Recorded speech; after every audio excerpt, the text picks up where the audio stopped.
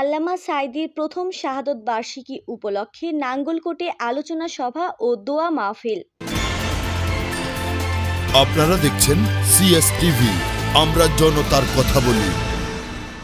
কুমিল্লার নাঙ্গলকোট উপজেলার রায়কোট আইডিয়াল সোসাইটির উদ্যোগে বিশ্ব বরেণ্য আলেম দিন আল্লামা দেলোয়ার হোসাইন সাঈদীর প্রথম শাহাদত বার্ষিকী উপলক্ষে বুধবার সন্ধ্যায় রায়কোট মোল্লা বাড়ি জামে মসজিদ মিলনায়তনে আলোচনা সভা ও দোয়া মাহফিল অনুষ্ঠিত হয়েছে। বাংলাদেশ জামায়াতে ইসলামী নাঙ্গলকোট উপজেলা সহকারী সেক্রেটারি প্রফেসর আব্দুল মালিক মোল্লার সভাপতিত্বে অনুষ্ঠানে প্রধান অতিথির বক্তব্য রাখেন ইসলামী ছাত্র শিবির সাবেক কেন্দ্রীয় কার্যকরী পরিষদ সদস্য নাসির আহমেদ মোল্লা। অনুষ্ঠান শুরুতে ইসলামী ছাত্র শিবির সাবেক কেন্দ্রীয় কার্যকরী পরিষদ সদস্য সদ্য কারামুক্ত নাসির আহমেদ মোল্লা ও বাংলাদেশ জামায়াতে ইসলামী নাঙ্গলকোট উপজেলা সহকারী সেক্রেটারি প্রফেসর আব্দুল মালিক মোল্লাকে ফুলের শুভেচ্ছা জানান এলাকাবাসী। মাস্টার ওমর ফারুকের সঞ্চালনায় আলোচনা সভায় বিশেষ অতিথির বক্তব্য রাখেন বাংলাদেশ জামায়াতে ইসলামী নাঙ্গলকোট উপজেলা নায়েবে আমির মাওলানা ইউসুফ আলী, কাকৈরতলা উচ্চ বিদ্যালয় সাবেক প্রধান শিক্ষক Abdul Gafur BSc, Nangalkot press club সাংগঠনিক সম্পাদক কেফায়েত উল্লাহ মিয়াজি, উপজেলা শ্রমিক কল্যাণ সভাপতি মাওলানা ওমর ফারুক মিয়াজি, মাওলানা আবুল হাশেম মোল্লা, মাওলানা আব্দুল মান্নান, ক্যাপ্টেন সালেহ আহমদ মোল্লা, হাফিজ হেদায়েত উল্লাহ, হাফিজ জাকির হোসাইন। এ সময় উপস্থিত ছিলেন মাওলানা নজির আহমেদ মিয়াজি, প্রকৌশলী আব্দুর রহমান মুনাফ, আবদুল্লাহ আল মামুন, ডাক্তার মুজিবুর রহমান হাফেজ, ইমরান, সালেহ আহমেদ মোল্লা, মাওলানা সাইফুল ইসলাম প্রমুখ। অনুষ্ঠান শেষে আল্লামা দেলোয়ার হোসাইন সাঈদীর আত্মার মাগফিরাত কামনায় দোয়া মোনাজাত করা হয়। মোনাজাত পরিচালনা করেন রায়কোট মোল্লা বাড়ি জামে মসজিদ খতিব হাফিজ হেদায়েত উল্লাহ।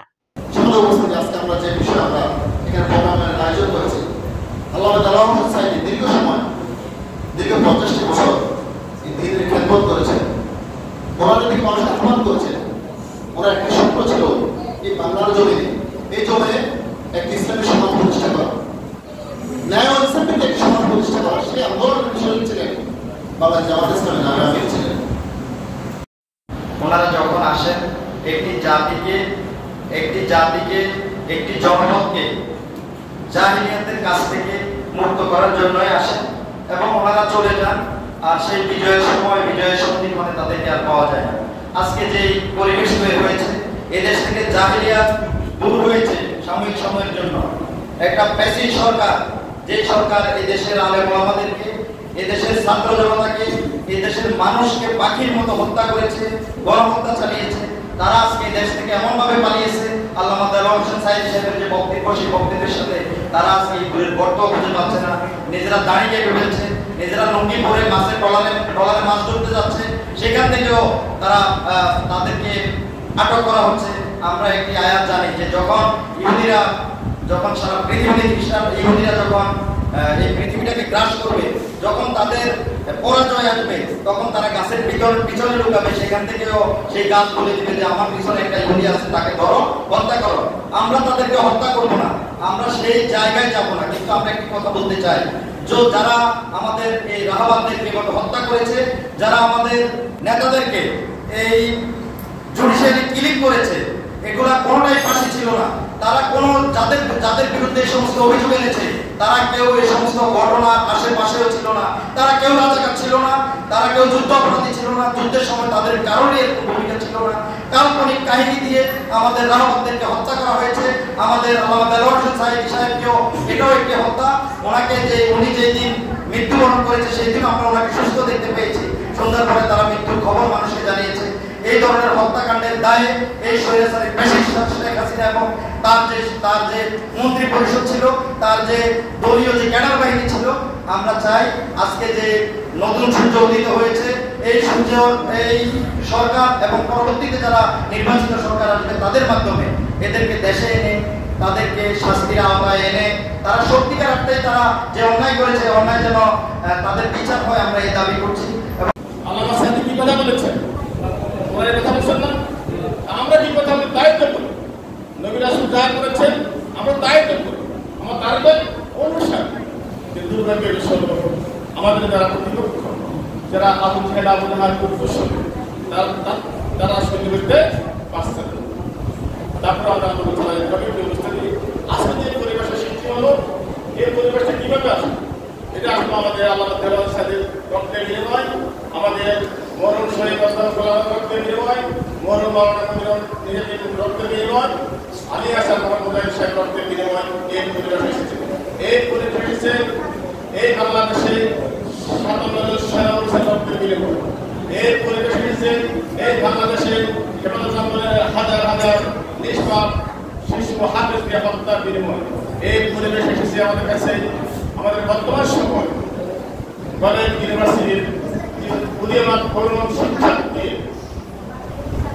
আন্দোলনের বিনিময়, রক্তের বিনিময়, শহীদের বিনিময়। ঠিক আছে,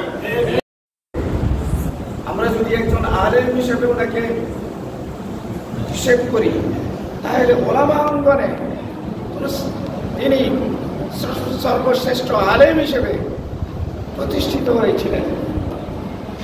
তিনি যদি একজন আল্লাহর ওয়ালি হিসেবে আমরা যদি চিন্তা করি, তাহলে একজন খাঁটি আল্লাহর ওয়ালি নমুনা যদি বাস্তব দেখতে চাই, আল্লামা সাঈদী হচ্ছেন তার বাস্তব নমুনা। আমরা যদি একজন চিন্তাবিদ হিসেবে যদি চিন্তা করি, বাংলাদেশে ওনার সমকক্ষ সমযোগ্য আরেকজন ইসলামী চিন্তাবিদকে খুঁজে পাওয়া যাবে না। আমরা যদি ওনাকে একজন রাজনীতিবিদ হিসেবে চিন্তা করি, তাহলে বাংলাদেশে ওনার মতো একজন দক্ষ কৌশলী যে আগাম সুদূর প্রসারের চিন্তা নিয়ে যে রাজনীতির পলিসি অ্যাপ্লাই করতে পারেন, তার সমকক্ষ অদ্বিতীয়, যার বাস্তব প্রমাণ হিসেবে আপনারা অনেকে উদাহরণ সেট করে থাকেন। আল্লামা সাঈদী অমুক সময় অমুকটা বলেছেন, আল্লামা সাঈদী অমুক জায়গায় অমুকটা বলেছেন। আল্লাহ রাব্বুল আলামিন তার মুখ দিয়ে কিছু ভবিষ্যৎবাণী পৃথিবীতে দিয়েছেন, সেগুলো আজকে আমরা বাস্তবতা দেখছি। এটা হচ্ছে সুদক্ষ একজন কৌশলী, একজন রাজনীতিবিদের আর বিচক্ষণতার পরিচয় ঘটে হচ্ছে এর মাধ্যমে। আমি সর্বশেষ 21 জুলাই গ্রেফতার হই এবং 4 তারিখ আদালতের মাধ্যমে আমি জামিন পেয়ে রাত্রে বের হই এবং ধরে নেওয়ার থেকে শুরু করে বের হওয়া পর্যন্ত আমার সাথে আমার পরিবারের 3 আইনজীবী জেলখানাতে এবং কোর্টে কোথায়ও কোনো দেখা করার সুযোগ দেয়নি। এগুলো সবচাইতে বেশি আমার কাছে কষ্ট লাগে নাই, অন্যদের কাছে কষ্ট লেগেছে। এমন কি হলো যে ওনার সাথে দেখা করতে দেয়। যাক, আলহামদুলিল্লাহ, আল্লাহ রাব্বুল আলামিন করে দিয়েছে। ওনারা বাইরে থেকে যতটুকু চেষ্টা করেছেন না দেখার জন্য, আলহামদুলিল্লাহ যারা জেলে গিয়েছেন, আমরা শুধু হাতটা ধুয়ে পাটটা খাইছি, আমাদের প্লেনটা পর্যন্ত কয়েকটা ধুয়েছি। আমরা 4-5 জন একসাথে খাওয়া দাওয়া খাইতাম, যেখানে খাওয়া দাওয়া সেখানে ঘুম, সেখানে নামাজ, যারা ছিলেন তারা জানেন। আমরা প্লেটটা পর্যন্ত মানে ওরা ধুয়ে দিতেন।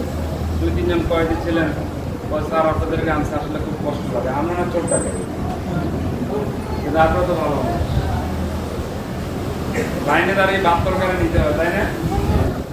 আমরা কখনো শুধু প্রথম দিন নিয়েছি আমদানি, এরপরে আর লাইনে দাঁড়িয়ে খাওয়া দাওয়া আমাদেরকে নিতে হবে। এই সুখের খবরটা কেউ জানে না, এটাকে আল্লাহ ব্যবস্থা করে দিয়েছে না? হয়েছে গ্রেফতার হওয়ার 15 দিন আগেই কুমিল্লা, তখন আমি শিবিরের শহরের সভাপতি ছিলাম। কুমিল্লা যখন আসতেন উনি, আপনার সৌদরুলের নাম শুনছেন না?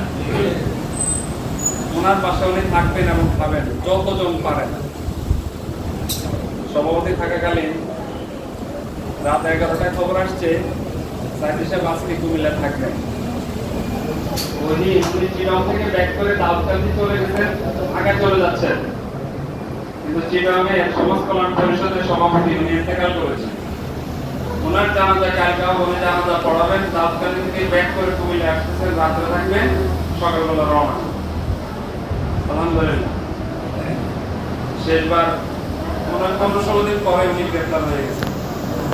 রাত্রে প্রায় আমরা ফজর নামাজ পর্যন্ত ওনার আশেপাশে ছিলাম। যাক, সকালবেলা ওনাকে বিদায় দিয়ে আমরা বাসায় গেলাম। সর্বশেষ উনি কারাগারে থেকে একটা তাফসীর লিখেছেন, অনেকে হয়তো পেয়েছেন।